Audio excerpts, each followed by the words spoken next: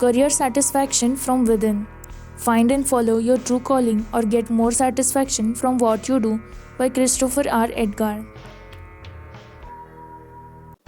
Chapter 3. It's okay to have wants. Many people believe finding career satisfaction is about simply having a clear idea of what you want and the skills and the drive to go for it. I think these are important qualities, but they aren't enough by themselves. To find a career you'll feel joyful about and fulfilled by, you have to believe that what you want actually matters, that you genuinely deserve to pursue your goals and dreams rather than someone else's agenda for what you are supposed to do. The story I'll tell you nicely illustrates this point. A man came to see me recently because he was unsatisfied with a job and wanted to explore other possibilities. However, he hadn't quite nailed down what he was looking for. He said, to get an idea of what career path would best serve him, I asked him some questions about what he enjoyed and what frustrated him about his current job. We also discussed what he was passionate about in life. As we talked, he began fidgeting and playing with his pen, and I sensed he was getting uncomfortable. Eventually, I asked if he was nervous or upset about something. My instinct turned out right. He was getting angry and he let me know why. Why do you keep talking about how I feel? He said. I'm here about my career, not my feelings. Does it matter whether you feel good about your career? I asked. Of course not, he insisted incredulously. My job is about supporting me and my family, not making me feel good. I thought, now we are getting somewhere. When did you decide it didn't matter how you felt? His body tensed up, and it seemed for a moment he was going to blow up at me again, but he suddenly slumped in his chair and fell silent. A while ago, he finally answered. He went on to reveal that he would believed what he felt and wanted didn't matter since his early childhood. His father, a military officer, demanded the same obedience from his children that he required from his subordinates. My client remembered a few times when, as little kids often do, he told his dad he didn't want to do some task. His father would angrily respond, it doesn't matter what you want. Now do what I told you. My client would ashamedly slink off and obey. Since experiences like this, I would had trouble telling people about his emotions and desires as he couldn't shake the conviction that people didn't really care about them. When someone asked him, as I did, what he wanted, his first instinct was that he was being mocked or deceived. No wonder he got angry, I recognized, since he thought there was no way I could actually care about what he wanted. He figured I was patronizing or taking advantage of him. This belief also explained why he wasn't satisfied in his career, because he was convinced that his goals and dreams didn't matter. Like many people, choose his career based on other people's expectation. He took a job that was relatively lucrative and prestigious because he believed it would satisfy his father, his wife and kids, his friends and others in his life. Since he gave no thought to his own happiness, it's no surprise he settled into a career and left him unhappy.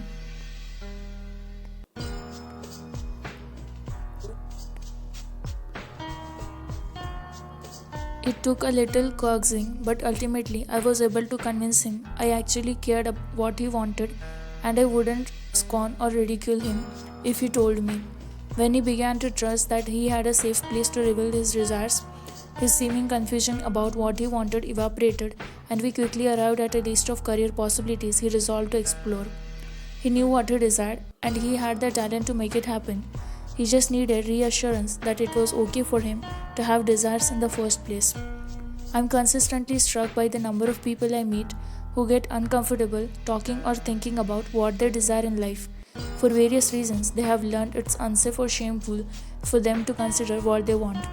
They have gotten used to being called selfish, stupid, crazy, and other epithets by people around them if they come clean about their wishes and needs.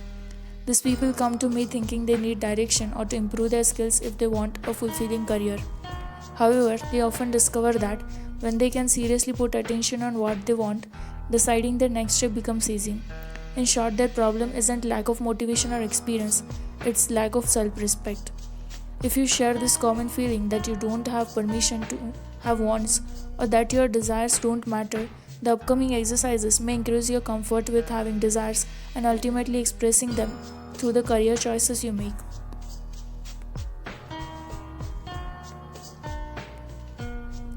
Exercise 1. Find a compassionate listener. This exercise is simple. Find someone you trust to listen to what you truly desire without judging or criticizing you, and tell them what you want out of your career. If it helps you feel safe, you can ask them to agree to keep what you tell them confidential. If you are concerned about your ability to open mindedly receive what they say, you can ask that they not comment on what you tell them and simply listen. You may also benefit from writing what you want beforehand. This way, you won't leave out any of your desires, and you can find assurance that discussing everything you want is safe and acceptable. As you describe your career goals, notice the sensations you experience and your voice tone and posture as you communicate. For instance, do you feel parts of your body constricting? Does your voice get quiet or agitated? Do you fold your arms to protect yourself? Do you start explaining or backpedaling after you have stated your desires? If you notice the signs of fear or shame coming up as you say what you want, practice relaxing your muscles, breathing deeply, and declaring your wants to your listener with apology. The purpose of this exercise is to give you first-hand evidence that telling someone what you want isn't going to get you hurt or destroyed. Although it seems obvious on a rational level that stating your desires won't usually put you in physical danger, many of us still behave as though it will. Many people, for instance, are in the habit of saying, "I just don't know what I want," or "Oh, I'll just do whatever anyone else suggests," even when someone asks them point blank what they prefer. In fact, they do know what they want. They just feel like they're opening themselves to exclusion, criticism, or attack if they say what it is. As people who normally have trouble stating their wants do this exercise, they become more comfortable acknowledging and pursuing their goals. You may find that before you actually talk to the person you choose, you feel like you don't really know what you want. Even if you feel this way, have the conversation. You may surprise yourself at how much you actually do know and how much you have been craving a safe space to reveal your hopes and dreams. You have just become so accustomed to concealing or downplaying what you want that you have actually convinced yourself you don't know. It's okay to let that confusion or reluctance go now. Neither you nor anyone else will get hurt if you simply reveal your wishes.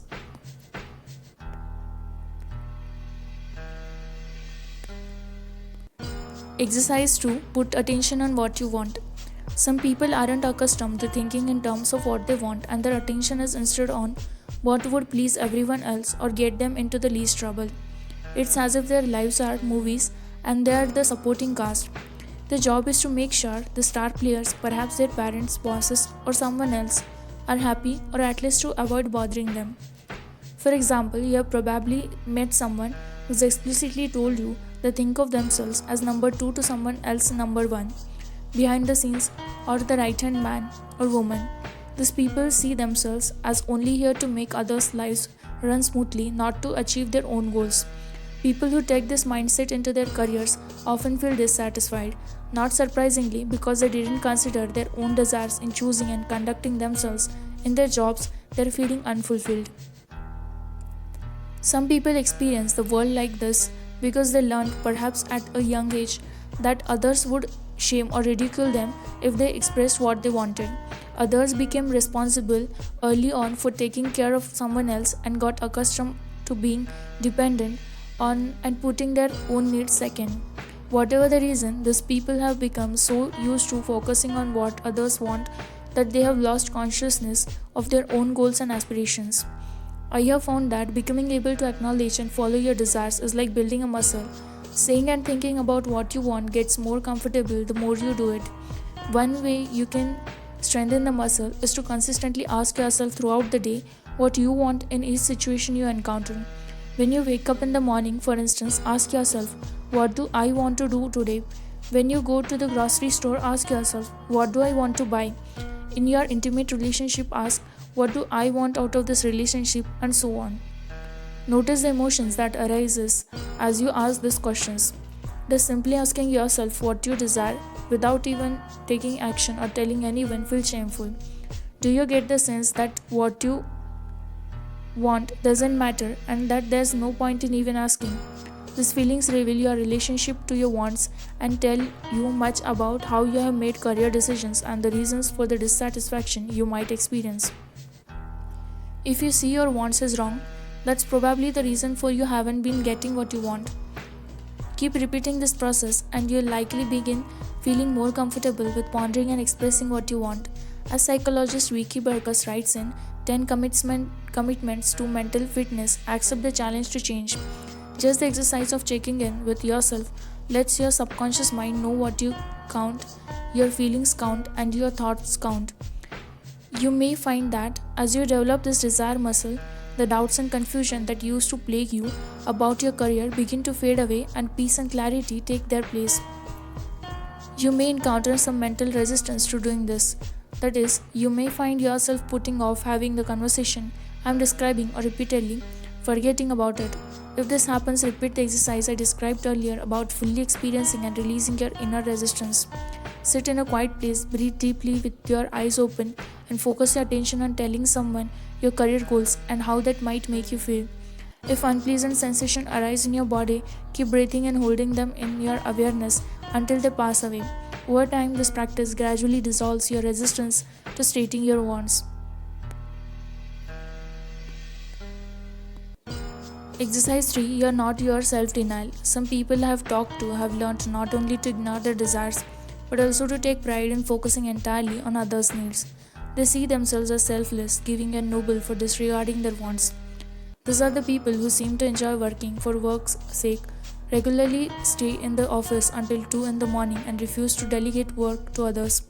When these people get the notion that another career path might feel more fulfilling, they are torn between loyalty to their current employers and what they see as their true callings. Often, in the end, guilt and inertia cause them to stay where they are. If you are in this kind of situation and you want to make a career decision based on what truly satisfies you rather than on fear and guilt, let me ask you a few questions. The first, which is the same one I talked about in the context of detaching from your resistance, is this: who were you before you decided your desires weren't important? When you ponder this question, you may actually remember a moment when you consciously made the decision to disregard your wants. If so, remember who you were before you made that choice and understand that at any time you can return to where you were before you created your self-denying identity. More likely, however, you'll simply draw a blank, let this emptiness persist, and notice the peace that sets in when you have allowed the blankness to be there for a while. This is the peace of knowing you existed before you invented an identity for yourself and that you can change those beliefs at any time. Your immediate instinct, if you identify with a self-denying attitude, may be to protest that you don't want to be selfish and you are only trying to help others. This leads me to the second thing I want to think about: if you have any self-denying mindset. Are you really embracing this attitude to benefit humankind, or are you doing it out of your own fear? One way to get a clear answer to this question is to notice what immediately comes to mind when you think about doing something to further your own goals, such as transitioning to your ideal career. Is it concern about being selfish or doing a moral injustice? Does the possibility that others will condemn or hurt you come up? Dr. Rachel and Richard Heller observe in Healthy Selfishness, Getting the Life You Deserve, that an attitude of self-denial often stems from unreconciled fear, guilt, feelings of unworthiness, or the belief that you lack willpower, and is the hallmark of a childhood in which you may have been devalued, fearful, and powerless. One of my clients is a perfect illustration of this point. She was plagued by the feeling that she would be self-centered if she pursued what she really wanted in her career. Even though she had no children, she had the nagging sense that she would sell out her future kids if she left her high-paying law job for the museum curator position she wanted. My effort to change her mind failed until I started wondering and asked if anyone else had told her she would sell out her kids if she made the transition she desired. She recalled that when she was a kid, her mom said those words to her dad when he decided to leave his own job as a lawyer to become a writer. As we talked, she came to see that her real fear wasn't being overly self-interested. Rather, it was drawing her mother's criticism. Gaining this awareness helped her take steps towards entering the career she wanted. She recognized she wanted as concerned about her mother's opinion as she used to be, and that today she had the strength to follow her passion even in the face of others' possible disapproval. The final question I would like you to honestly answer is, are you refusing to follow your aspirations because your current situation feels more comfortable? Many of us feel more secure in the work environments where someone else is determining the business's course and making broad strategic decisions, and all we have to do is show up and follow directions. All we might not feel overly excited about what we do, at least the paychecks and benefits are steady. I don't have anything against people with this mindset. Not everyone can be the boss or the owner after all. However, if this were the working life you were willing to settle for, if comfort were all you were seeking, I doubt you'd read this book. You are reading this book because you have the institution that whether you make a change or stay in your current job, it's possible for you to find more fulfillment in what you do. To find that fulfillment, as I have said, it's critical to make decisions based on your calling and the desires rather than fear.